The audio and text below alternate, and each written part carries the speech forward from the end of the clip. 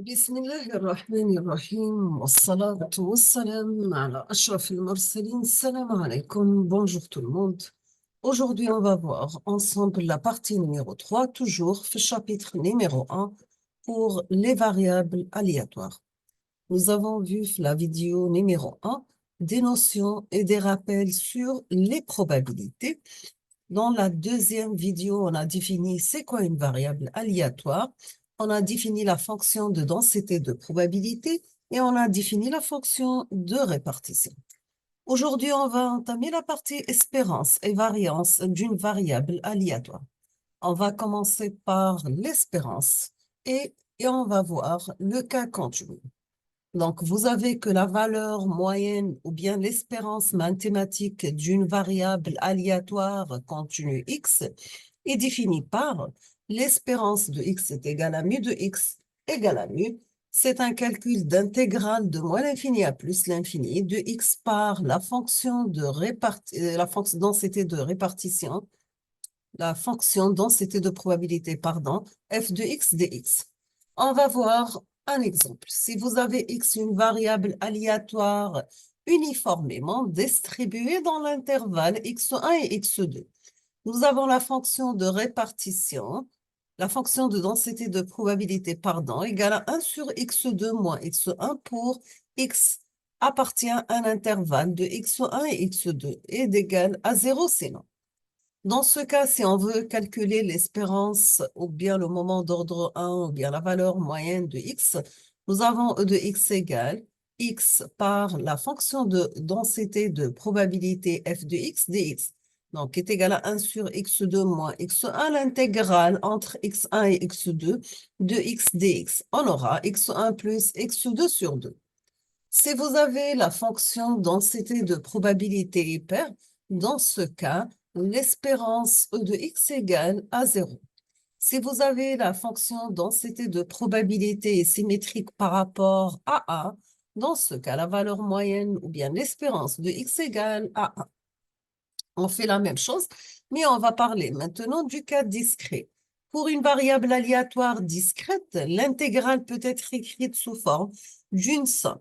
Donc, ce cas, x est une variable aléatoire discrète pouvant prendre les valeurs xi avec des probabilités pi. Nous avons que l'espérance de x, ça sera une somme de xi par pi, avec pi, c'est la probabilité de x égale à xi. On va prendre un exemple. Si vous avez x prend les valeurs 1, 2 jusqu'à 6 avec des probabilités 1 sur 6, dans ce cas, on aura l'espérance de x égale 1 sur 6 par la somme 1 plus 2 jusqu'à 6. Donc, l'espérance de x, ça sera, elle va prendre la valeur 3,5. Maintenant, on passe comment calculer l'espérance d'une fonction de x. Vous avez, c'est x une variable aléatoire et j'ai une fonction. Dans ce cas, la variable, en forme, la variable aléatoire g qui est égale à g de x, on aura dans ce cas l'espérance de y est donnée par l'espérance de y égale à l'intégrale entre moins l'infini à plus l'infini de y par la densité de probabilité de y dy. Donc, le théorème, c'est que l'espérance de g de x égale tout simplement un calcul d'intégrale entre moins l'infini à plus l'infini de g de x par la fonction de densité de probabilité f de x dx. Maintenant, le cas discret, si vous avez x, une variable aléatoire discrète, dans ce cas, on va utiliser la somme au lieu de l'intégrale. On aura pour l'espérance g de x égale une somme sur i de g de xi par une probabilité de x égale xi. Le cas d'une variable aléatoire complexe. Si vous avez z, la forme x plus gi est une variable aléatoire complexe. Dans ce cas, l'espérance est donnée par l'espérance de z égale l'espérance de x plus g, l'espérance de y. Si vous avez g de x, la forme g1 de x plus g2 de x, c'est une fonction complexe de variables aléatoires réelles. X, dans ce cas, on aura l'espérance de g de x égale à l'intégrale entre moins l'infini à plus l'infini de g1 de x par la densité de probabilité f de x dx plus g l'intégrale entre moins l'infini à plus l'infini de g2 de x f x de x dx. Ou bien, tout simplement, c'est un calcul d'intégrale entre moins l'infini à plus l'infini de g de x par la densité de probabilité f de x. On a terminé avec l'espérance. On passe maintenant à la variance. Vous avez qu'une variance d'une variable aléatoire x est définie par la variance de x égale sigma x au carré, donc c'est l'espérance de x moins la valeur moyenne de x, le tout élevé au carré. Si on veut le transformer sous forme d'intégrale, on doit calculer un intégral entre moins l'infini à plus l'infini de x moins la valeur moyenne de x élevé au carré par la fonction de densité de probabilité f de x dx. Sachant que mu de x qui est égal à l'espérance de x et sigma de x, c'est une constante positive appelée déviation standard ou bien l'écart type de x. On va prendre un exemple. Si vous avez x une variable aléatoire normale, la forme f de x égale 1 sur la racine de 2 pi sigma au carré, exponentielle moins x moins la valeur moyenne mu élevée au carré par 2 sigma au carré. On vous demande de montrer que mu est la moyenne et sigma carré, c'est la variance. On va remplacer la fonction de répartition, la fonction densité de probabilité f de x moins mu par f de x plus mu, car nous avons la densité de probabilité, elle est symétrique par rapport à mu, et mu, c'est la moyenne de la fonction f de x. Dans ce cas, on n'aura que l'intégrale entre moins l'infini à plus l'infini de la densité de probabilité dx et f de x dx égale à 1 toujours. On va remplacer f de x par sa valeur, on aura que l'intégrale de moins l'infini à plus l'infini de exponentielle moins x moins mu élevé au carré sur 2 sigma au carré dx égale sigma la racine de 2. On va dériver les deux membres par rapport à sigma, ce qui devient que l'intégrale de moins l'infini à plus l'infini de x moins mu élevé au carré sur sigma cube par exponentielle moins x moins mu élevé au carré sur 2 sigma au carré dx. Ça sera la racine de 2pi. Maintenant, on va multiplier les deux membres par le sigma au carré sur la racine de 2, puis on obtient que c'est un intégral entre moins l'infini à plus l'infini de 1 sur sigma la racine de 2 pi exponentielle moins x moins mu élevé au carré sur 2 sigma au carré multiplié par x moins mu au carré dx. Après simplification, ça reste que sigma au carré.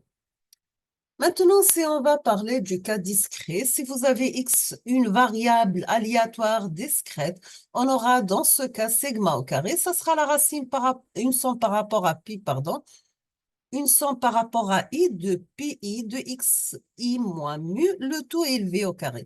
Sachant que pi représente la probabilité pour grand x égale à xi. On va prendre un exemple. Si vous avez x une variable aléatoire discrète, peuvent prendre les valeurs 1 et 0 avec les probabilités p et q est égal à 1 moins pi respectivement.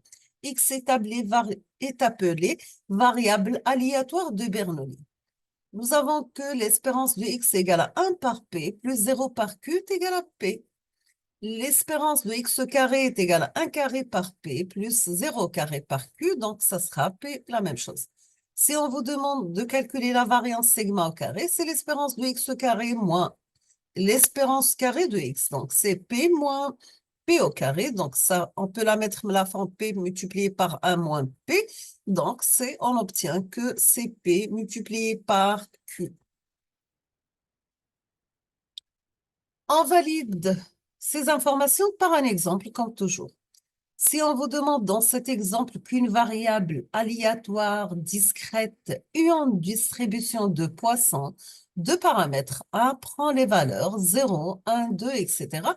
avec la probabilité P de x égale à K est égale l'exponentielle moins A par A à la puissance K sur K factoriel. On va dériver les deux fois le développement de Taylor de exponentielle A. Pardon? Nous avons que exponentielle a égale une somme de k varie de 0 à l'infini de a d'ordre k sur k factoriel. Nous avons exponentielle a, on peut la mettre, mais la forme une somme pour k varie de 0 à l'infini de k par a d'ordre k moins 1 sur k factoriel. Donc, on peut sortir 1 sur a et on va commencer la somme à partir de 1. Donc, on aura 1 sur k par 1 sur a par la somme de k varie de 1 jusqu'à l'infini de k par a d'ordre k sur k factoriel. Après simplification, on aura exponentielle a la forme une somme pour k varie de 1 à l'infini de k par k moins 1 par a à la puissance k moins 2 sur k factoriel. Donc, est égal à 1 sur a au carré par la somme de k commence de 1 à l'infini de k au carré par a d'ordre k sur k factoriel. Donc, moins 1 sur a au carré, la somme de k varie de 1 à l'infini de k par a d'ordre k sur k factoriel. Dans ce cas, on obtient que l'espérance E de x égale exponentielle moins a par la somme de k varie de 1 à l'infini de k par a d'ordre k sur k factoriel, donc est égal à 1. Pour l'espérance E de x carré, c'est exponentielle moins a par la somme de k varie de 1 jusqu'à l'infini de k au carré par k a d'ordre k sur k factoriel. On peut la remplacer par a au carré plus 1. Si on vous demande de calculer la variance qui est égale à sigma carré, donc par définition, c'est l'espérance de E de x carré moins E carré de x. Donc, on aura a carré plus a moins a. Ça reste donc c'est a carré plus a moins a carré. Donc, ça reste la valeur de 1. On va s'arrêter ici aujourd'hui. On termine la prochaine fois. Comment on va calculer les moments. D'accord?